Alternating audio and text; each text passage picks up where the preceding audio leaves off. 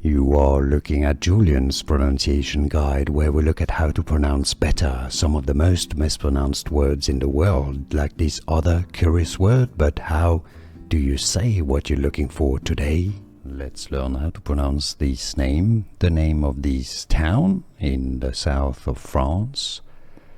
If you want to learn more names from French, a little bit of French pronunciation to navigate around France, and we can learn together a lot in famous places in the same area as well, in the Côte d'Azur. Cagnes-sur-Mer. Cagnes-sur-Mer. Sur-Mer meaning on the sea. Cagnes, so the S is silent. Cagnes, you can say Cagnes-sur-Mer in English, Cagnes-sur-Mer, or in French, Cagnes-sur-Mer.